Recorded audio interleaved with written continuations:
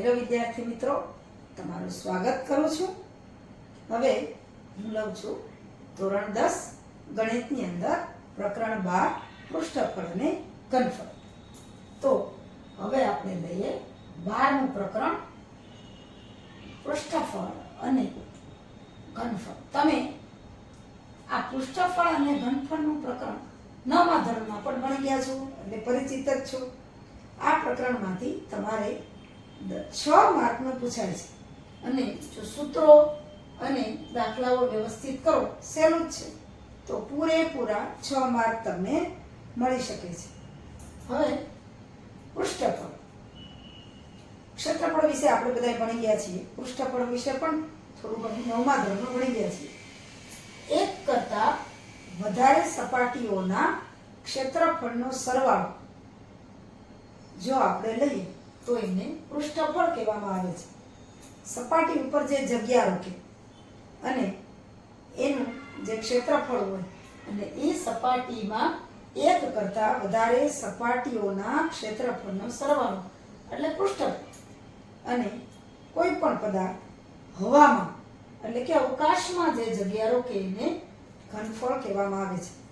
આ પ્રકરણ આપણે શરૂ કરીએ એની પહેલા આકારોની વાત આવે છે। તો સૌથી પહેલા વાત આવે છે સમઘન। સમઘન નામ ઉપરથી ખબર પડી જાય, સમ એટલે સરખું, ઘન એવો ઘન કે જેની લંબાઈ, પહોળાઈ, ઊંચાઈ અથવા તો ઊંડાઈ જેને આપણે કહીએ બધું જ સરખું। ધારો કે લંબાઈ બરાબર પહોળાઈ બરાબર ઊંચાઈ બરાબર એલ છે। કોઈ પણ તમે એ પણ લઈ શકો, એલ પણ લઈ શકો, એક્સ પણ લઈ શકો, તો એને સમઘન કહેવામાં આવે। સમ એટલે કે લંબાઈ, પહોળાઈ અને ઊંચાઈ સરખી। આપણી પાસે ઘણા બધા ઉદાહરણો સમઘનના છે। તમે જો શતરંજની રમતમાં પાસો જે છે એ સમઘનનું ઉદાહરણ છે। હું તમને એક સમઘન બતાવું છું। ધારો કે આ જે બોક્સ છે મારી પાસે એ સમઘનનું ઉદાહરણ છે। એની લંબાઈ, પહોળાઈ અને ઊંચાઈ ત્રણેય બાજુઓની માપ છે એ સરખા છે। આપણે સામાન્ય રીતે દાખલાઓમાં એનું એકમ સેન્ટીમીટર જ આવશે, ક્યારેક મીટર પણ મોટા મોટા બોક્સ હોય તો આવતું હોય, પણ આપણે સેન્ટીમીટર જ લેવાનું છે। આ જે સમઘન છે એને 6 બાજુઓ છે। આ એક ઉપરની બાજુ, 2, 3, 4, 5 અને 6, આ 6 બાજુઓ એની હોય છે। તો એનું સમઘન છે એનું કુલ પૃષ્ઠફળ એટલે કે બધી બાજુનું પૃષ્ઠફળ, સમઘનનું કુલ પૃષ્ઠફળ બરાબર 6l વર્ગ। 6 બાજુ છે એનો વર્ગ, l એટલે જે લંબાઈ, જે પહોળાઈ અને જે ઊંચાઈ આવી હોય। એટલે સમઘનના ઘણા બધા તમે વસ્તુઓ અને ઉદાહરણો જોયા છે। હવે ત્યાર પછી સમઘનનું પૃષ્ઠફળ, હવે આવે છે એનું ઘનફળ। તો સમઘનનું ઘનફળ, તો એનું ઘનફળ છે એ લંબાઈ, પહોળાઈ, ઊંચાઈનો ગુણાકાર એટલે l નો ઘન છે। પછી એનો એકમ જે હોય લખવાનું, સેન્ટીમીટર હોય કે મીટર હોય, જે હોય, લગભગ આપણે સેન્ટીમીટર જ બધા દાખલામાં આવે છે। આ વાત થઈ સમઘન। હવે આપણે બીજી વાત કરીએ, બીજો આકાર છે લંબઘન। લંબઘનમાં લંબાઈ, પહોળાઈ, ઊંચાઈ બધું અલગ અલગ હોય। ધારો કે લંબઘનમાં લંબાઈ છે l, પહોળાઈ છે b અને ઊંચાઈ છે h, એને લંબઘન કહેવામાં આવે। લંબઘન પણ તમે ઘણા બધા લંબઘન આકારના પદાર્થો જોયા હશે। હું તમને આ એક બોક્સ બતાવું છું જે લંબઘન છે। જો લંબાઈ છે, પહોળાઈ છે અને ઊંચાઈ છે, એટલે આ લંબાઈમાં વધારે છે, પહોળાઈ છે, ઊંચાઈ છે, આવા આકારો આપણે જોઈએ છે। ત્યાર પછી મેચ બોક્સ છે એટલે બાકસ છે, એ પણ લંબઘનનું જ ઉદાહરણ છે. હવે સમઘન છે. તમને એમ થાય કે આપણે આકૃતિ દોરવી હોય તો કઈ રીતે દોરી શકાય? હું નમૂના પૂરતી તમને શીખવાડવા માટે આકૃતિ દોરું છું. નાની એવી આકૃતિ દોરું છું.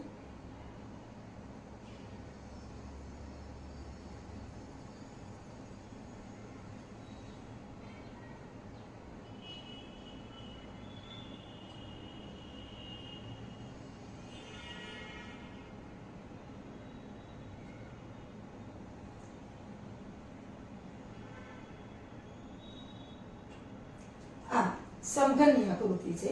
લંબઘનની આકૃતિ મારે દોરવી હોય તો સેજ લંબાઈ વધારવાની,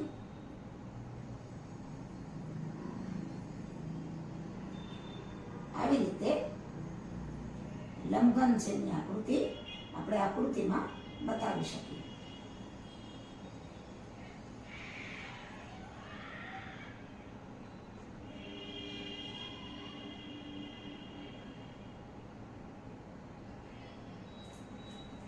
સમઘન અને લંબઘન. હવે આપણે જોઈએ એની લંબાઈ l છે, પહોળાઈ b છે અને ઊંચાઈ h છે. લંબઘન છે એની ઘણી બધી લંબઘન વસ્તુઓ તો તમે ઘણા બધા જુઓ છો.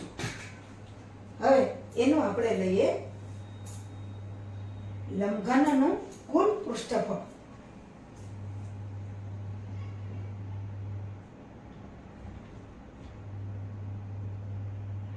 લંબઘન નું કુલ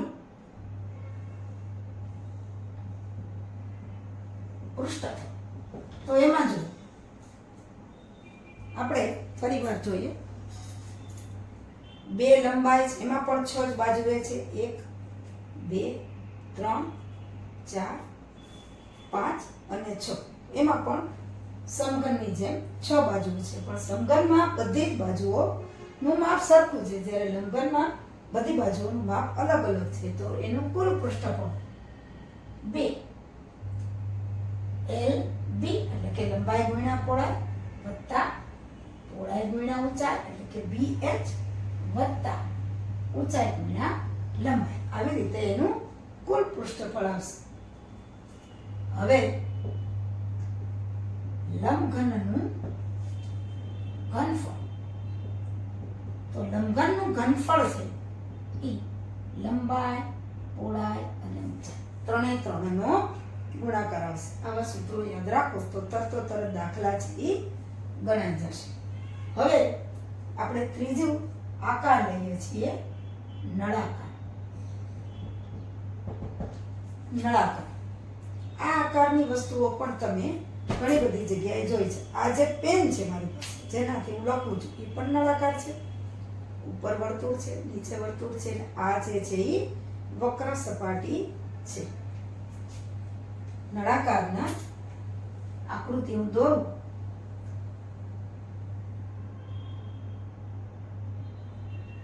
તો કાંઈક આવી રીતે આકૃતિ બનશે.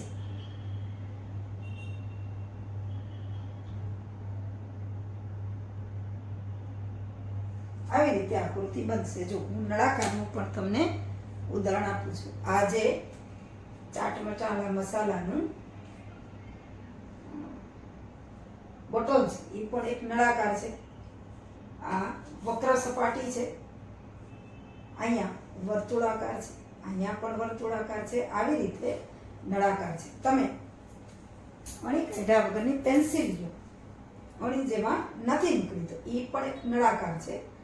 ઉપર વર્તુળ છે, નીચે વર્તુળ છે અને આ વક્ર સપાટી છે. નળાકારની વસ્તુઓ પણ તમે ઘણી બધી જોઈ છે. તો આ જે ત્રિજ્યા છે એને આપણે R કહીએ અને આ જે ઊંચાઈ છે એને આપણે H કહીએ. આ છે R. તો આ જે વર્તુળાકાર છે એમાં આ જે ત્રિજ્યા છે આ જે ઊંચાઈ છે એ H છે. તો નળાકાર છે એની પેલા આ વક્ર સપાટી, વક્ર એટલે બાકી, એ સપાટીનું ક્ષેત્રફળ આવશે અને ત્યાર પછી કુલ સપાટીનું ક્ષેત્રફળ, એટલે આ વર્તુળાકાર છે, આ પણ વર્તુળાકાર છે, વર્તુળાકારનું ક્ષેત્રફળ આપણને ખબર છે પાય r વર્ગ. હવે નળાકારની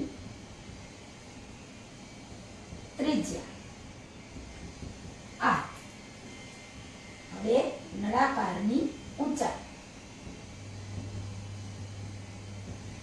h. તો નળાકારની જે તળિયું છે વર્તુળાકાર એની ત્રિજ્યા r અને એની ઊંચાઈ h હોય તો એની વક્ર સપાટીનું ક્ષેત્રફળ, એટલે આ જે વક્ર છે એની સપાટીનું ક્ષેત્રફળ લઈએ તો એ 2π/h આવે. અને કુલ સપાટીનું ક્ષેત્રફળ લેવું હોય તો આ વર્તુળાકાર જેનું ક્ષેત્રફળ આપણને ખબર છે પાય r વર્ગ, આ પણ વર્તુળાકાર છે જેનું ક્ષેત્રફળ છે પાય r વર્ગ. તો આપણે પહેલા લઈએ કે નળાકારની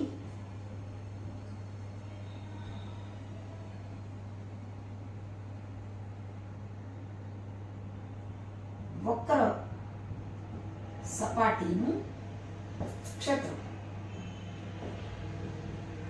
તો એ આવશે 2πr h. 2 અને 5 એટલે આપણને ખબર છે 22 × 3 = 3.14. r એટલે આ જે નળાકારમાં વર્તુળાકાર છે એની ત્રિજ્યા અને h એટલે નળાકારની આખી ઊંચાઈ.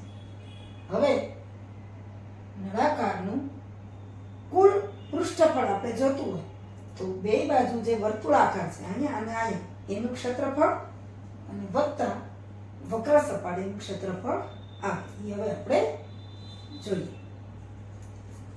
નળાકારની વક્ર સપાટીનું ક્ષેત્રફળ 2πr લીધું. હવે જે નળાકાર છે એનો પાયો છે આપણને ખબર છે કે વર્તુળાકાર હોય આવી રીતના પાયો હોય. આ જે વર્તુળાકાર છે જેની ત્રિજ્યા r છે, અહીંયા પણ ત્રિજ્યા r છે, એટલે કે આ જે ઊંચાઈ છે એ h છે. તો નળાકારના વર્તુળાકાર પાયાનું ક્ષેત્રફળ આપણને ખબર છે વર્તુળાકારનું ક્ષેત્રફળ છે એ પાયા સ્ક્વેર થાય. પણ અહીંયા પણ વર્તુળાકાર છે, અહીંયા પણ વર્તુળાકાર છે, આપણે જોયું એમ અહીંયા પણ વર્તુળાકાર છે, અહીંયા પણ વર્તુળાકાર છે, એટલે બે વર્તુળાકાર હશે વત્તા વક્ર સપાટીનું ક્ષેત્રફળ, એટલે કે નળાકારનું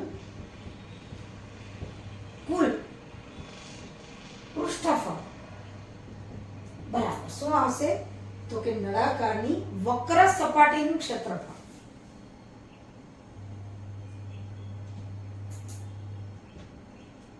નળાકારની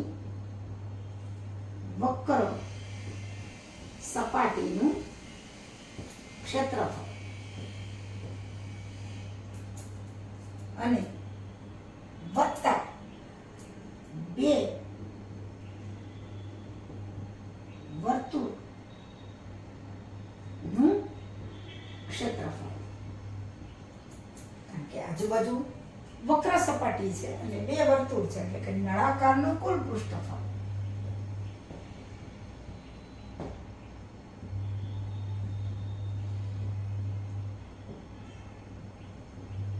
બરાબર 2πrh વક્ર સપાટીનું ક્ષેત્રફળ વત્તા બે વર્તુળનું ક્ષેત્રફળ એટલે πr સ્ક્વેર.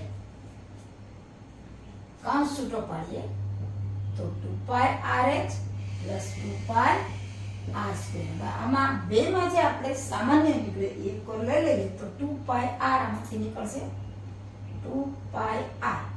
અહીંયાથી વધશે h અને અહીંયાથી વધશે બે વખત r હતો એને બદલે એક વખત r આવી જાય એટલે કે વધશે r. એટલે કે નળાકારનું કુલ પૃષ્ઠફળ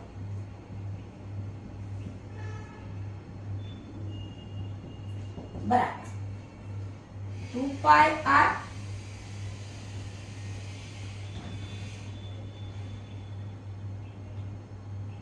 કૌંસમાં h + r. આ રીતે એનું કુલ પૃષ્ઠફળ આવે. હવે લઈએ આપણે એનું ઘનફળ. તો નળાકારનું ઘનફળ. ઘનફળ માટે તો એક જ સૂત્ર હોય, પાય આર સ્ક્વેર એચ પર આર એટલે એની ત્રિજ્યાનો વર્ગ અને એની ઊંચાઈ. આવી રીતના નળાકાર છે એનું પૃષ્ઠફળ અને ઘનફળના સૂત્રો આવે છે. સૂત્રો તમે યાદ રાખશો તો દરેકે દરેક દાખલા ગણાઈ જશે અને પૂરેપૂરા આ પ્રકરણના 6 એ 6 માર્ક તમને મળી જશે.